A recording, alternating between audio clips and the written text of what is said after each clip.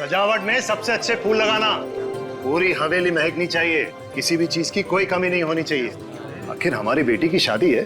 सरपंच जी आप चिंता ना करें। और हाँ, मेहमानों का खास ख्याल रखना। तुम जाओ बादाम का दूध और शरबत ले आओ। ठीक है। अरे वीना, क्या हुआ?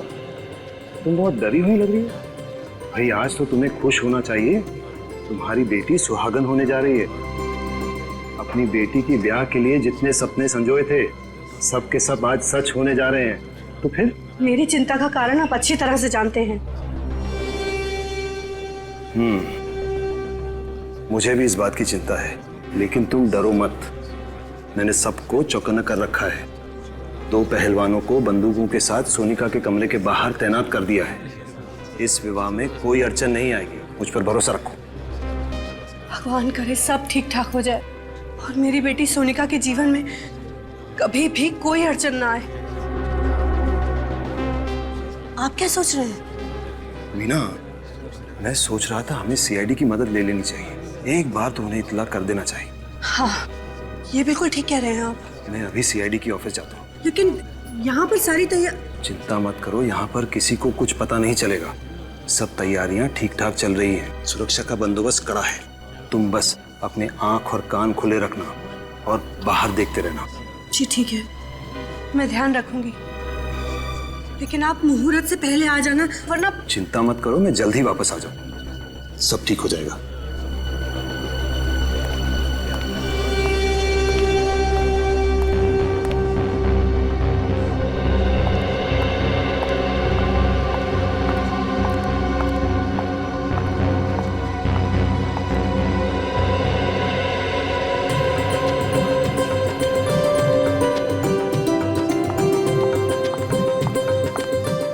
भगवान, ये टोकरी कौन यहाँ छोड़ गया है?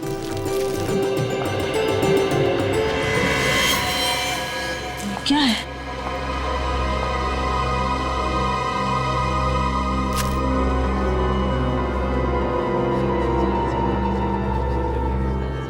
ये खून?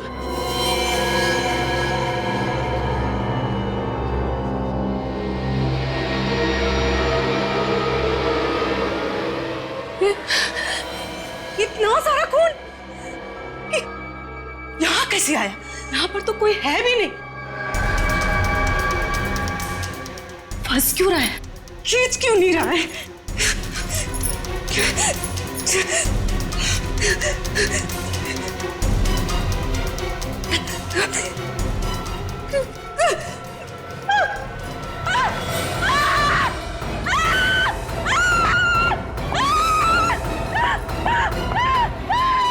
क्या हुआ? इतना चिल्ला क्यों रही हो? इस कमरे में। कमरे में? अंदर। क्या है कमरे में? अरे क्या हुआ? क्या हुआ? इतना शोर क्यों मचा रखा है? ये कह रही है कमरे में कुछ है। कमरे में कुछ है? क्या है कमरे में? आप लोग खुद ही चलकर देख लीजिए। अरे ऐसा क्या है कमरे में?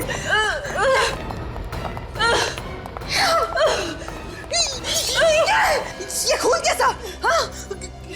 किसका खून है? वो बिस्तर के पीछे। बिस्तर के पीछे? बिस्तर के पीछे क्या? ये भगवान! ये क्या? हाँ? ये यहाँ कैसे है? क्या हुआ मालकिन? आप लोगों के होते हुए ये कैसे हो गया? हाँ? कैसे हो गया? मालकिन, हम तो अपनी जगह पर थे, हमें नहीं पता ये सब कैसे हुआ। एक मिनट। अगर आप लोग अपनी जगह छोड़कर आए तो फिर? हे भगवान! हट जाओ मेरे रास्ते से! हट जाओ! सर ये देखिए, उसकी बैंक की डिटेल्स और बाकी सारे फोटोग्राफ्स। ये देखो।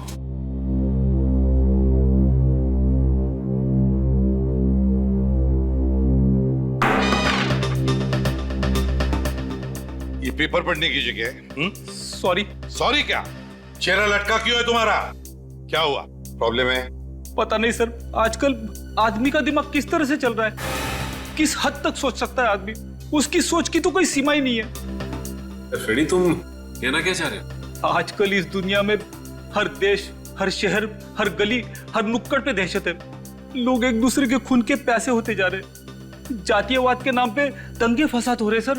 पहले तो आम आदमी आतंकवाद और बम विस्फोट से डरता था, अब तो आम आदमी का सबसे बड़ा दुश्मन बनता जा रहा है सर। पता नहीं किसके दिमाग में कब क्या आ जाए, अचानक उसका दिमाग खराब हो जाता है और 1 मिनट में सैकड़ों लोगों को गोलियों से छलनी कर देता है सर। अगर आदमी किसी और चीज से नहीं मरा ना सर, तो अपनी गंदी सोच की वजह से जरूर मर जाएगा। रेडी, जो तुम कह रहे हो ना, सिर्फ उतना ही नहीं, इस दुनिया में अच्छाइयां भी है, समझे? ये दुनिया अब भी और आज भी उतनी ही खूबसूरत है, समझे? रो मत, हाँ? सर जी, मेरी मदद करो प्लीज। किस तरह की मदद, और आप है कौन? जी, मैं बंगरगढ़ गांव का सरपंच यशवर्धन।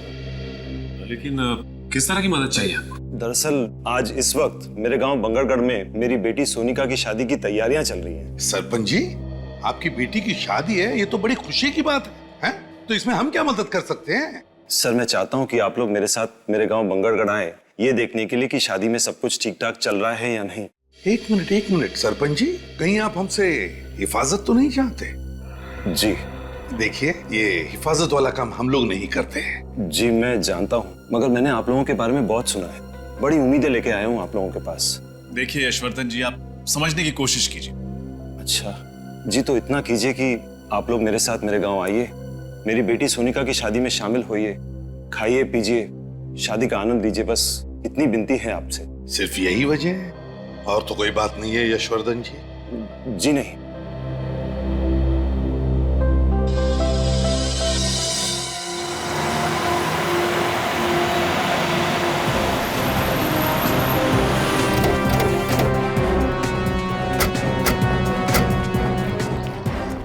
आइए, अंदर आइए। चलिए।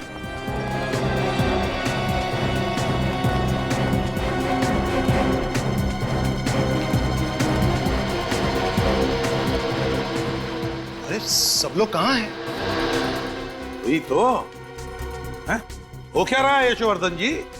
आप तो कह रहे थे कि शादी की तैयारियां चल रही है, फिर बाकी के लोग कहाँ हैं घर के? मैं भी यही सोच रहा हूँ सर, सब गए कहाँ? मेरा परिवार, रिश्तेदार, सारे मेहमान, कर्मचारी। जब मैं यहाँ से निकला था तो पूरे घर में चहल पहल थी। हे भगवान, मेरी बच्ची!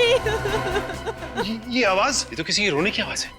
लगता है घर के पीछे से आ रही है, चलो देखते हैं। हाँ, ये आवाज घर के पीछे से ही आ रही है। हे भगवान, मेरी गैरहाजिरी में कहीं कोई अनर्थ तो नहीं हो गया? यहाँ से आइए। हे भगवान, यहाँ पर सोनिका! अरे हे भगवान! सोनिका, सोनिका, सोनिका, ये क्या हो गया? आपने आने में बहुत देर कर दी। हमारी बच्ची सोनिका में हमेशा के लिए छोड़कर चले आप जरा प्लीज पीछे हटिए। सोनिका!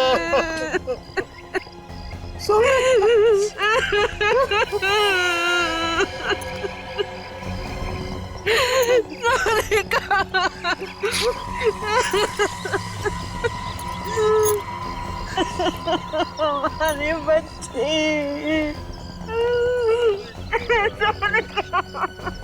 ऐसा लगता है किसी ने ऊपर से इसे धक्का दिया है। वही तो, सिर के पीछे वार करने के बाद फिर ऊपर से नीचे क्यों फेंका?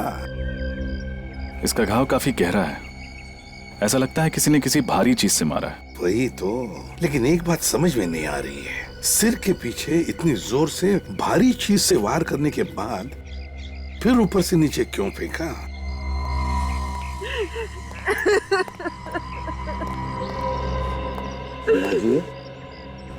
देखिए, मैं समझ सकता हूँ कि ये सही वक्त नहीं है आप लोगों के साथ कुछ बात करने का या सवाल पूछने का, मगर अगर हमें खोनी को पकड़ना है तो आपको थोड़ी सी हिम्मत रखनी पड़ेगी, हमारे सवालों का जवाब देना पड़ेगा। एक बात बताइए, जब यशवर्धन जी हमें बुलाने आए थे उस वक्त, मतलब यहाँ से हमारे पास आकर फिर हमारे साथ आने के बीच में क्या हुआ था घर में? सब कुछ इतना जल्दी में हो गया कि कुछ पता ही नहीं चला। पहले कमरे में वो खून, उसके बाद वो कटा हुआ हाथ, उसके बाद मैं सोनिका के कमरे में ऊपर गई तो फिर सोनिका! दरवाजा तो खुला है। सोनिका! कमरे में कोई नहीं। सोनिका! कहाँ चली गई मेरी बच्ची? सोनिका! खिड़की की तरफ क्यों जा रहा है खून? सोनिका! यशोवर्धन जी, आपकी गैर हाजिरी में बहुत कुछ हो गया है। अगर मैं घर छोड़कर गया ही नहीं होता तो ये सब कुछ नहीं होता। हम आपका दुख समझ सकते हैं।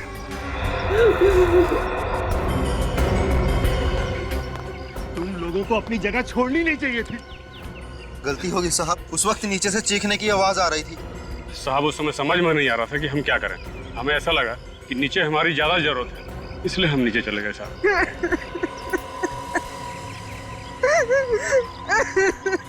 वीणा जी, क्या आप हमें वो जगह दिखा सकती है जहां पर वो खून और हाथ मिला? प्लीज। जी। इस तरफ ये रखो।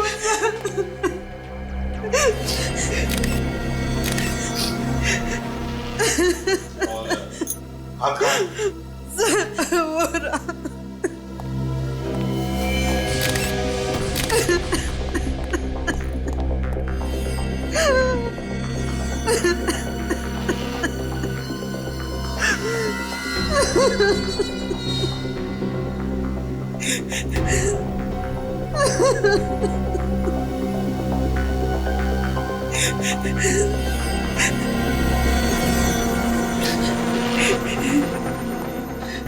वीणा जी, यशोवर्धन जी, ये हाथ और ये खून दोनों भी नकली है। ये सब कुछ नकली है? जी हाँ, नकली है। सर लेकिन ये नकली हाथ और नकली खून यहाँ पे क्यों डालेगा कोई? सचिन, ये जो खूनी है ना, इसने जानबूझकर ये नकली हाथ और ये नकली खून इस कमरे में डाल दिया, ये सोचकर कि इसे देखते ही इस शादी से भरे घर में भगदड़ मच जाएगी, हंगामा हो जाएगा और सारे लोग यहाँ पर इकट्ठे हो जाएंगे, यहाँ तक के पहलवान भी। और बस इसी वक्त का फायदा उठाकर वो सोनिका का खून करेगा। सर ये जो कोई भी है बहुत ही चालाक मालूम पड़ता है।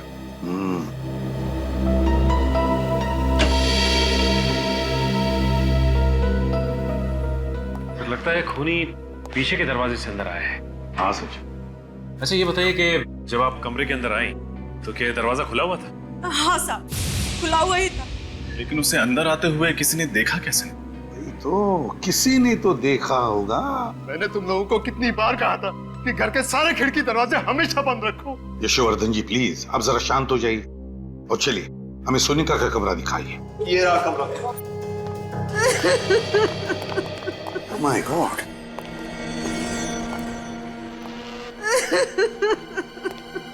क्या हुआ है यहाँ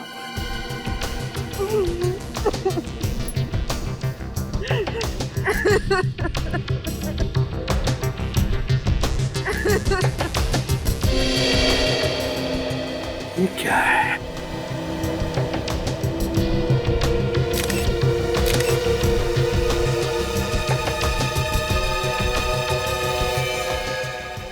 किस कपड़े का टुकड़ा है ये तो मेरी बेटी सोनिका की साड़ी का टुकड़ा है। माय गॉड, सोनिका की साड़ी का टुकड़ा। लगता है खूनी ने सोनिका को यहाँ इस खिड़की में से नीचे फेंक दिया और बेचारी नीचे गिरते वक्त उसकी ये साड़ी उस खिड़की में अटक गई और ये कपड़े का टुकड़ा वहां मिल गया।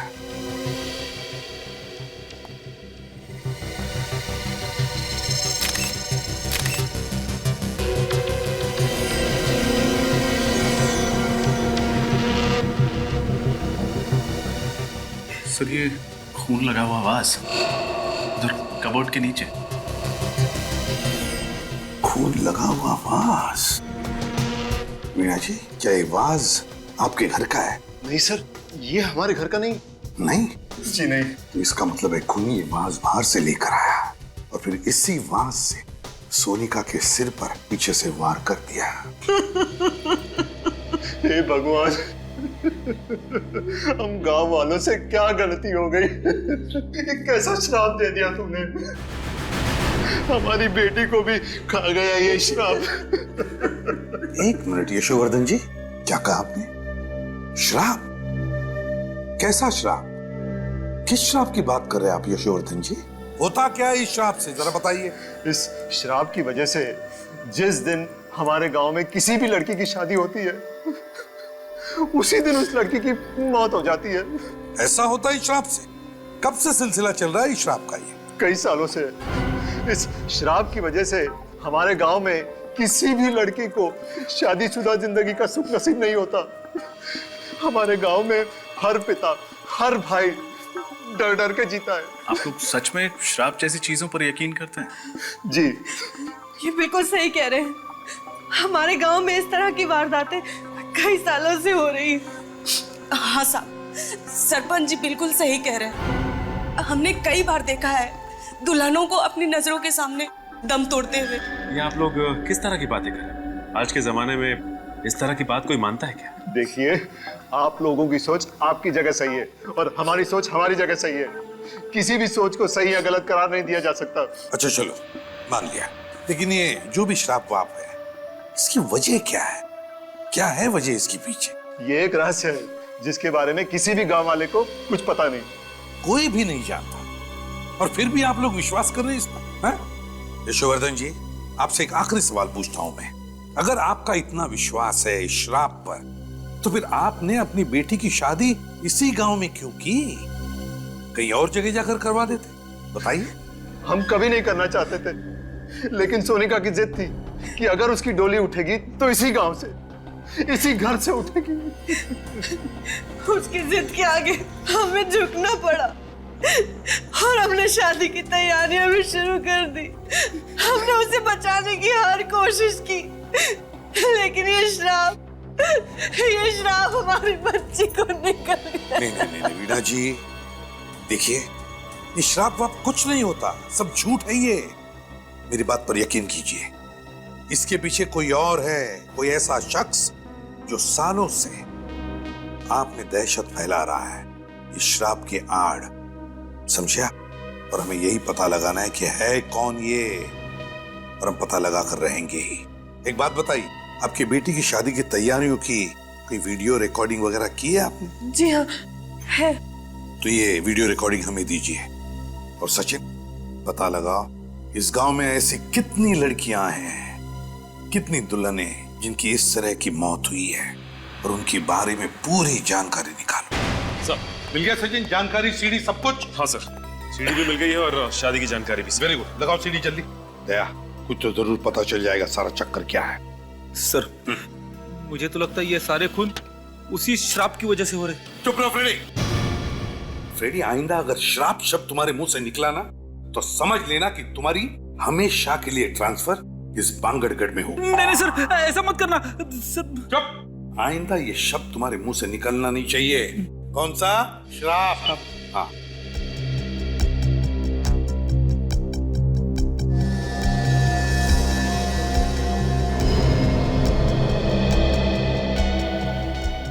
ये देखो, ये नौकरानी बाहर आ गई। गड़बड़ हो गई है, घर के सारे लोग इकट्ठा हो गए। नौकरानी कुछ कह रही है। ये सारे के सारे इस कमरे के अंदर गए। इसी कमरे में वो नकली हाथ और नकली खून मिला था। देखो, दोनों पहलवान भी आ गए, चौकीदार ये भी अंदर गए। इसका मतलब है घर के सारे लोग इस कमरे के अंदर हैं। ये कौन है? ये लाल साड़ी वाली औरत? अरे, तो ऊपर जा रही है। सर, यहाँ पे भगदड़ मच गई, बाकी के सारे लोग इस कमरे में गए। ये ऊपर की तरफ जा रही है। ऊपर तो सोनिका का कमरा है सर। हाँ, ऊपर तो सोनिका का कमरा है। देखा फ्रेडी, ये कोई श्राप वाप का चक्कर नहीं, ये इस लाल साड़ी वाली औरत का चक्कर है। दया, कहीं ऐसा तो नहीं कि सोनिका का खून इस लाल साड़ी वाली ने ही किया है? सर, रिवाइंड करना सर। बस प्ले करो सर। जरा इस औरत की चाल को जरा गौर से देखना, कुछ तो गड़बड़ है सर। हाँ दया, चाल तो मर्दाना लगती है। सर, कहीं ऐसा तो नहीं कि कोई आदमी ये साड़ी पहन के अंदर जा रहा है? हो सकता है, और इसी आदमी ने सोनिका का खून किया है। सर, अगर इसी आदमी ने उन बाकी दुल्हनों को मारा है, तो हो सकता है उनकी शादी पर भी ये गया लड़की बन के। बिल्कुल सचिन, सारी जानकारी है ना इसमें?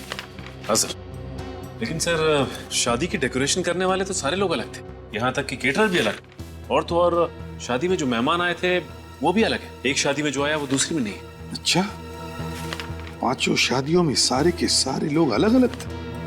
यहां तक कि मेहमान भी। लेकिन ये क्या, इन 5 शादियों में एक आदमी कॉमन है। कौन सा? पंडित जी, दया जगनलाल पंडित। लेकिन सर सोनिका की मौत तो शादी की रस्में शुरू होने से पहले ही हो गई थी। उस वक्त पंडित जगनलाल तो पहुंचा भी नहीं होगा सर। अगर आने वाले तो थे पंडित जगनलाल, तो कहीं ऐसा तो नहीं कि सोनिका का खून इस पंडित जगनलाल ने ही किया, लाल साड़ी पहनकर? हो सकता है सर, या तो वो खुद खूनी है या फिर खूनी के साथ मिला हुआ है। इस पंडित जगनलाल को मिलना ही पड़ेगा।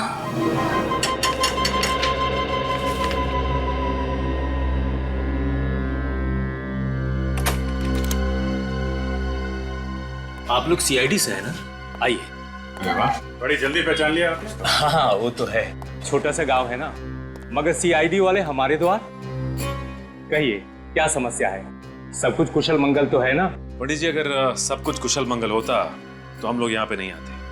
वैसे आप तो जानते ही होंगे ना कि आपके ही गांव की एक लड़की सोनिका, उसका खून हो गया। हाँ मैं जानता हूँ, बहुत बुरा हुआ। सोनिका बिटिया को मैं बहुत अच्छी तरह से जानता था, मैं ही उसकी शादी करवाने वाला था। ये हम जानते हैं पंडित जी। आप ये बता सकते हैं कि सोनिका का खून किसने किया होगा? देखिए श्रीमान, हम पंडित हैं, हमारा काम रिश्ते जुड़वाना और शादियां करवाना है, बाकी किसी चीज से हमारा कोई संबंध नहीं है। तो पंडित जी आप ये भी नहीं जानते होंगे कि अब तक आपके गांव में जितनी भी दुल्हनों की हत्या हुई है वो किसने की? नहीं श्रीमान, उन लड़कियों का भी खून किसने किया और क्यों किया इस बारे में मुझे कुछ पता नहीं है। ये सारी बातें मेरी समझ से परे है। लेकिन पंडित जी हमारी समझ में कुछ कुछ आ गया है। फिलहाल अभी हम लोग जा रहे हैं, लेकिन आपको परेशान करने दोबारा आएंगे। जी जरूर।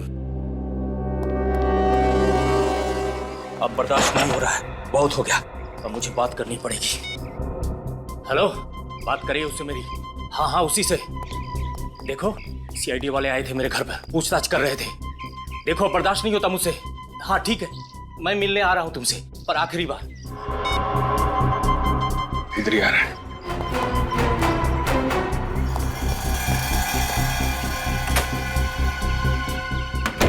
हे प्रभु, रक्षा करना मेरी। ये किस धर्म संकट में डाल दिया।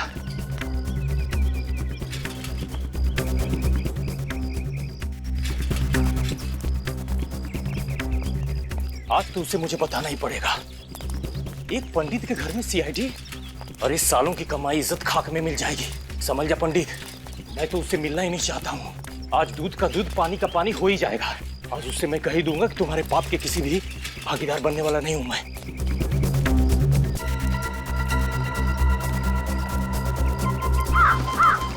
अभी तो यही था सर, अचानक गायब हो गया। उसे कहीं नजर नहीं आ रहा है। देखो कहीं कहीं आसपास छुपा होगा। सर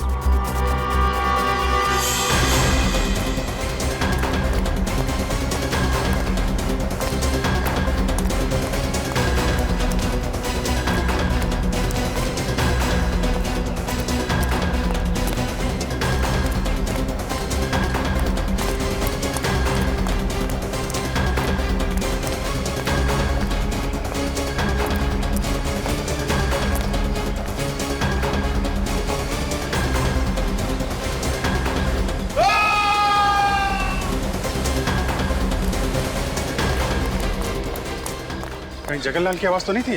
सर आवाज यही कहीं से आई, इस तरफ। अरे यहाँ तो भीड़ जमा है। जगनलाल के साथ? एक्सक्यूज मी, प्लीज हटिए, प्लीज हटिए हटिए हटिए, हमें तहकीकात करने दीजिए। और हाँ, किसी भी चीज को हाथ मत लगाइएगा। हे भगवान, इस शापित गांव के एक लौते पंडित को भी आपने उठा लिया। अब क्या होगा हमारा? कल ही तो इन्हें मैं मंदिर के बाहर मिला था। सर खूनी ने चाकू पीठ में लगा छोड़ दिया है। सर लगता है खूनी ने चाकू फेंक के मारा होगा और भाग गया। अजीब सी बात है सर, एक गांव के पंडित को कोई क्यों मारना चाहेगा? अजीब बात तो इस गांव की हर एक चीज है, एक के बाद एक खून होते जा रहे हैं। पर खूनी इतनी जल्दी जगनलाल को मार के कहां भाग गया? लेकिन आसपास चेक करो जरा। हटिए हटिए। सर कहीं ऐसा तो नहीं कि जगनलाल जिस आदमी से फोन पे आखिरी बार बात कर रहा था उसी ने इसे बुलाया यहाँ पे और मार दिया? जगनलाल को उसके इरादे पे शक नहीं हुआ होगा कि वो उसका खून करने वाला है। हाँ सर, इसने सीआईडी के आने की खबर दी होगी और उस आदमी ने इसका हमेशा के लिए मुंह बंद कर दिया। इसका मतलब सिर्फ हम ही नहीं, वो खूनी भी इन गलियों में भाग रहा था इस जगनलाल के पीछे। मौका पाते ही उसने चाकू मारा और भाग गया। हाँ सर, ये जो कोई भी है काफी चालाक आदमी है। सर, हाँ सर आसपास कुछ भी नहीं मिला। अच्छा, इसका थैला चेक कर लेना।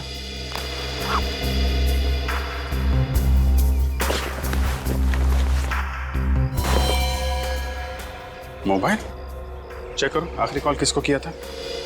सर आखिरी नंबर तो कोई लैंडलाइन नंबर है। लैंडलाइन लगा लो। रिंग तो बज रही है सर। सर घंटी यहाँ भी बज रही है कहीं पे। कट करना, फिर से लगा।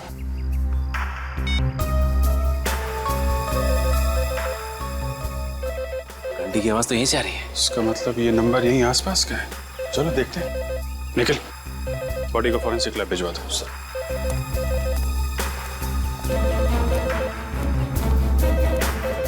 आवाज यहीं से आ रही है।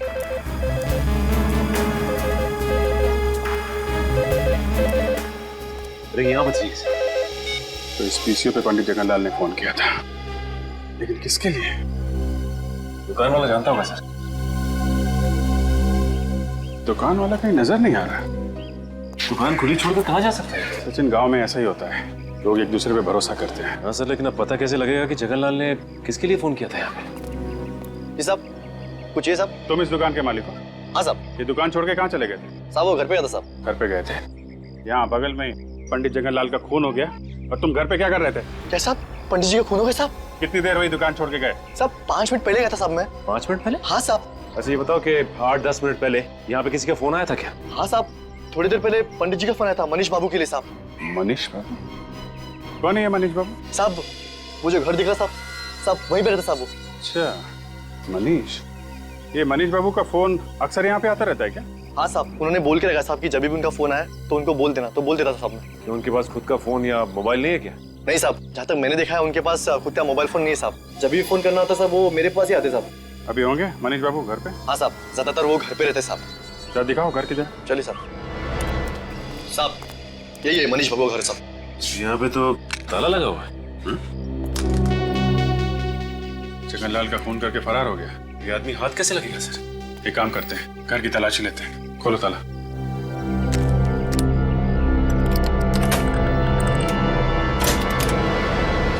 यहीं खड़े रहना। जी साहब।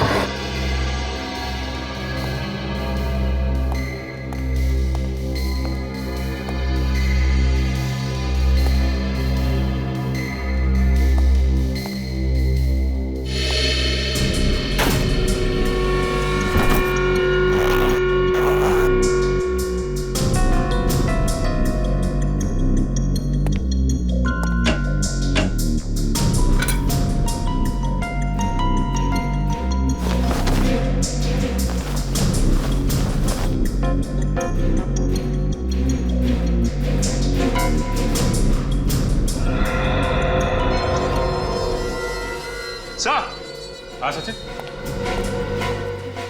सो ये देखिए, ये साड़ी। ये साड़ी? ये तो वही साड़ी है ना जो सोनिका के कातिल ने पहनी थी। हाँ सर, और हमने फुटेज में ये भी देखा था कि एक आदमी इस साड़ी को पहन के सोनिका के कमरे में घुस रहा था। इसका मतलब मनीष ने सोनिका का खून किया है। उसने पंडित जगनलाल का भी खून किया है। कहीं ऐसा तो नहीं कि इस गांव में जितनी दुल्हनों की हत्याएं हुई हैं, इन सब के पीछे ये मनीष ही है। एक काम करो, देखो और कुछ मिलता है क्या।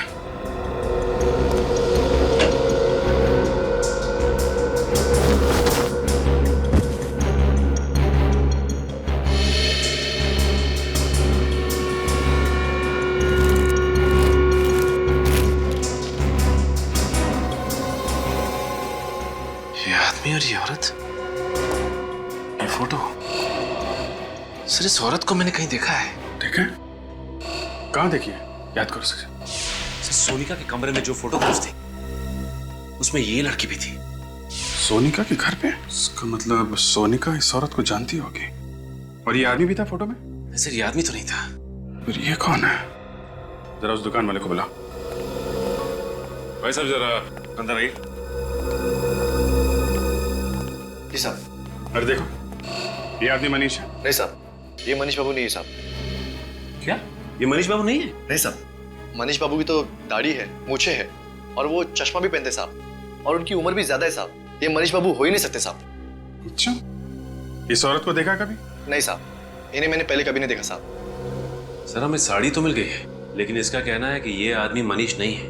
तो कहीं ऐसा तो नहीं कि जो आदमी सोनिका के कमरे में भेस बदल के गया था उसे मारने के लिए, वो आदमी ये फोटो वाला आदमी हो सकता है ये मनीष का कोई रिश्तेदार या फिर जान पहचान वाला हो। एक बात बताओ, ये मनीष आदमी कैसा है? मनीष बाबू को इस गांव में आए हुए 1 साल हुआ है। मैं उनके बारे में इतना कुछ नहीं जानता साहब। वो यहाँ पे अकेले रहते थे या इनके साथ कोई और भी रहता था? हाँ साहब, अकेले रहते थे साहब। अकेले? हाँ साहब। किसी को देखा यहाँ पे आते जाते उनसे मिलते? नहीं साहब, मैंने किसी को उनके घर पे आते जाते नहीं देखा साहब। ठीक, तुम जा सकते हो। अगर इस औरत की फोटो यशवर्धन के घर में है तो यशवर्धन इस औरत के बारे में जरूर जानता होगा। चलो यशवर्धन से मिलते हैं।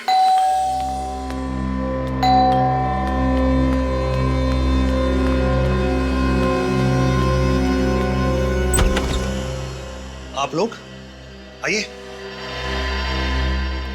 कहिए क्या बात है? हर्षवर्धन जी, आपसे कुछ पूछना है। जी कहिए। कि इस औरत को पहचानते हैं? ये फोटो आपको कहां से मिली? ये बहुत लंबी कहानी है। जानते हैं आप इसे?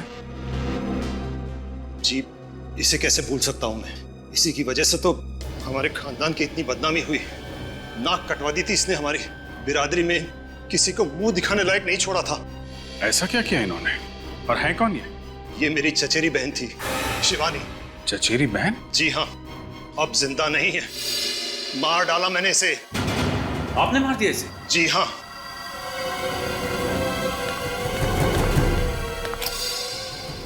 इसी बंदूक से मारा था मैंने उसे 15 साल पहले।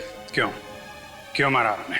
शिवानी को धीरज से प्यार हो गया था और धीरज हमारी बिरादरी का नहीं था। और धीरज ये है? जी हाँ, यही है धीरज। इसी को लेकर आई थी यहाँ, मुंह काला करके, लाल टीका लगवाने, हमारा आशीर्वाद लेने। बाबा, ये धीरज है। इससे शादी करके मैं अपनी पूरी जिंदगी इसके साथ बिताना चाहती हूँ। शिवानी, इसे जीवन बिताना नहीं, जीवन बर्बाद करना कहते हैं। ये क्या कह रहे हैं आप? बेशरम, तू हमारे खानदान का नाम बर्बाद करना चाहती है? बाबा, आप कैसे सोच सकते हैं कि मैं ऐसा कोई कदम उठा सकती हूँ? बाबा, धीरज बहुत अच्छा लड़का है, आपको भी बहुत पसंद आएगा। बाबा, मैं तेरी हिम्मत कैसी हुई ऐसी बात करने की?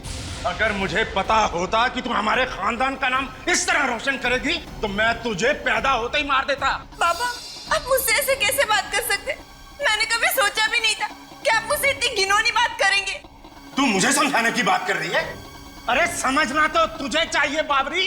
हमारे खानदान में, हमारी जाति में, हमारी बिरादरी में बाहर के किसी लड़के से ना किसी ने शादी की है और ना कोई कर पाएगा। भैया, भैया आप कुछ समझाइए ना बाबा को। शिवानी, तुमने जो कुछ किया गलत किया। भैया, आप भी? हाँ, ये भी। हम सब तेरे खिलाफ हैं। सब अंधे हो चुके, आप सब अंधे हो चुके। आपके अहंकार और अंधविश्वास ने आपको अंधा कर दिया है। बाबा, धीरज दूसरी बिरादरी का हुआ तो क्या हुआ? वो अच्छा इंसान नहीं हो सकता। बाबा, मैं आपसे विनती करती, हमें अपना आशीर्वाद दे दीजिए। हमें अपना आशीर्वाद दे दीजिए। कभी नहीं, जब तक मैं सलामत हूँ कभी नहीं। लेकिन बाबा, वो शिवानी, इनके सामने अपने आंसू बहाने से कोई फायदा नहीं। चलो। बाबा, धीरज वो शिवानी, इनको अगर हमारी बात नहीं माननी तो ना सही, इनके आशीर्वाद के बिना हम अपनी नई जिंदगी शुरू करेंगे, अपना नया घर बसाएंगे। चलो। लेकिन कहीं नहीं जाओगे तुम। देखिए, आप लोग हमारा कुछ नहीं बिगाड़ सकते। शिवानी अब बालिक है। चलो शिवानी। बस, मैं कहता हूं चलो। अब बहुत हो चुका। यशवर्धन, बंदूक लेकर आओ। ये क्या कर रहे हैं आप? यश नहीं, शिवानी आपकी बहन है। छोड़ो मुझे। गोली चलाओ, चलाओ गोली। यशवर्धन, चलाओ गोली। धीरज, धीरज। यशवर्धन, हर्षवर्धन, लाशों को ठिकाने लगा दो। पिताजी के दबाव में आके मार दिया मैंने इन दोनों को, और इसी वजह से मैंने इन्हें आज तक माफ नहीं किया। ऑनर किलिंग, इस तरह किसी की जान लेने में कैसा सम्मान, क्या मिलता है आप लोगों को ये सब करके? सचिन, गन ले लो इनके। लाइए, ज्यादातर लाइए। अरेस्ट करें सर? गिरफ्तार तो करेंगे ही। जो गुनाह इन्होंने किया है उसकी सजा तो इन्हें भुगतनी ही पड़ेगी। सचिन, इस धीरज की फोटो मनीष के घर में है, कुछ समझे? हाँ सर, इसका मतलब मनीष और धीरज एक दूसरे को अच्छी तरह से जानते थे, दोस्त थे एक दूसरे के, और धीरज की जान का बदला लेने के लिए मनीष ने इनकी बेटी सोनिया को मार दिया। जल्द से जल्द इस मनीष को ढूंढना होगा। दया, ये धीरज मरा है और मनीष जिंदा है, और मरे हुए धीरज की फोटो मनीष के घर में हमें मिली। ये कैसे? कुछ ना कुछ तो चक्कर है दया, कुछ ना कुछ तो गड़बड़ है। कैसी गड़बड़ सर? दया, फोटो में जो दिख रहा है ना उसे नहीं देखते, जो फोटो में नहीं दिख रहा है उसे ढूंढने की कोशिश करते हैं, उसे ढूंढने की कोशिश करते हैं। क्या मतलब सर? मतलब अभी पता चल जाएगा रजत, अभी पता चल जाएगा। फ्रेडी, स्केच आर्टिस्ट को लेकर आओ, और सचिन, बांगड़गढ़ के पीसीओ वाले को लेकर आओ, उस पीसीओ वाले को जिसके पीसीओ पर मनीष को फोन आया करते थे।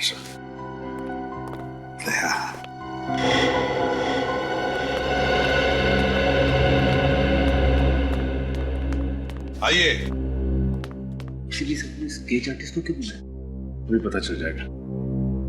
ये चेहरा देखो, हम चाहते हैं कि ये चेहरा बनाया।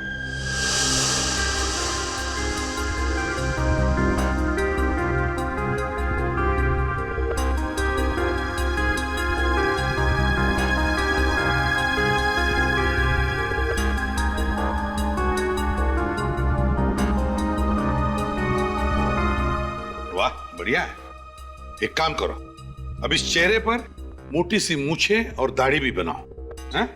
एक मिनट मत बनाइए, ये चेहरा ऐसे ही रहने दीजिए। इस दूसरे पेपर पर बिल्कुल ऐसा ही चेहरा बनाओ, ऐसा ही चेहरा, लेकिन थोड़ा उम्र में ज्यादा, एक 10-12 साल, और फिर उस चेहरे पर मूछें दाढ़ियां लगाओ। जी हाँ। और हाँ, चश्मा भी चाहिए उसे, मोटा सा, ठीक है, काले फ्रेम वाला।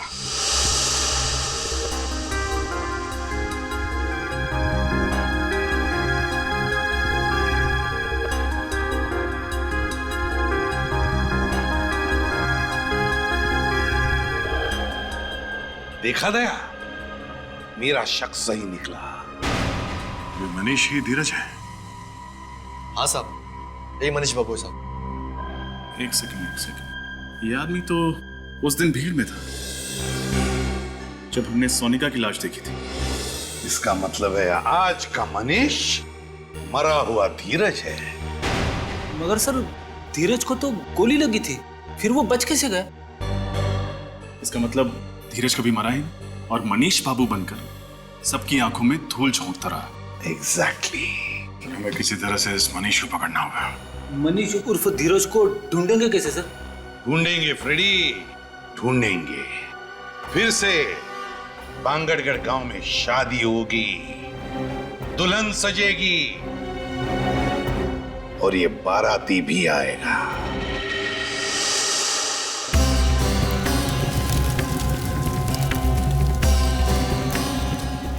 रजत, तैयार रहना, वो आएगा, दुल्हन को मारने जरूर आएगा।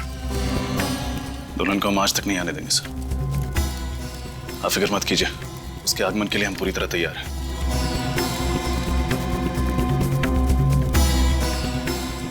पंडित जी, याद है ना विघ्न आने पे कौन सा मंत्र पढ़ना है? जी साहब, मालूम है।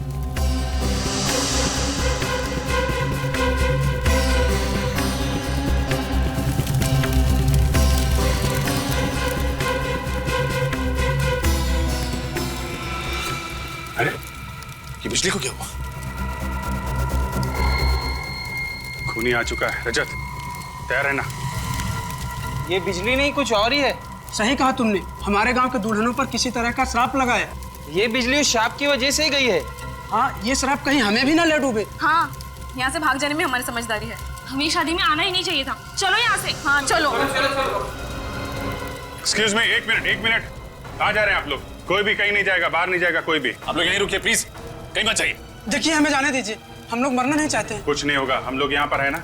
आप लोग प्लीज कोई बाहर नहीं जाएगा, यहीं रुकिए। साहब अभी तक वो नजर नहीं आया। तुम घबराओ मत, मैं देख के आता हूँ क्या हुआ है। रुकिए प्लीज।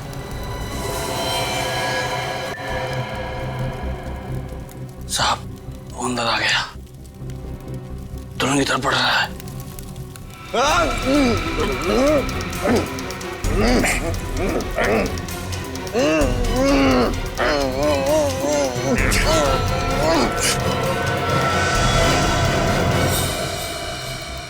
अरे तुम दुल्हन नहीं हो? जी हाँ, तुम्हें क्या लगा तुम्हारे हाथों से एक दुल्हन और मारी जाएगी?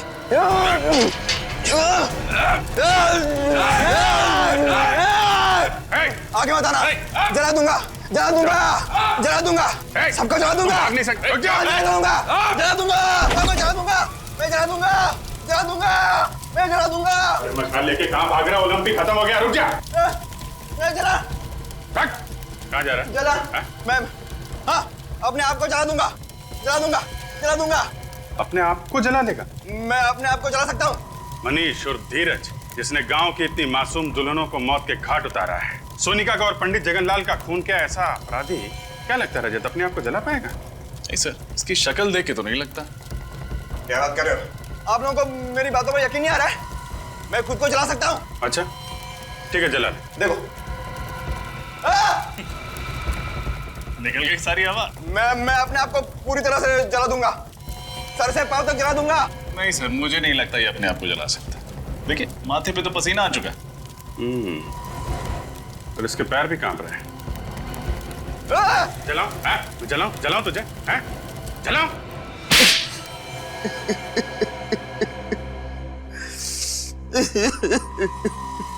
मनीष उर्फ धीरज, बताओ क्यों किया तुमने ये सब? इसका जवाब तो मैं पिछले 15 सालों से ढूंढ रहा हूँ। एक भाई अपनी बहन को कैसे मार सकता है? एक बाप अपनी बेटी की खुशियों का गला कैसे घोट सकता है? क्यों दो प्यार करने वालों को लोग जीने नहीं देते? मैं अपनी शिवानी के साथ आशीर्वाद लेने उसके घर गया था और मिला क्या? धीरज, धीरज, तुम बच कैसे गए? जिसको राम राखे उसको कौन चाखे। एक गांव वाले ने यशवर्धन और हर्षवर्धन को मुझे और शिवानी की लाश को ठिकाने लगाते हुए देख लिया था जंगल में। उसी ने मुझे बचाया।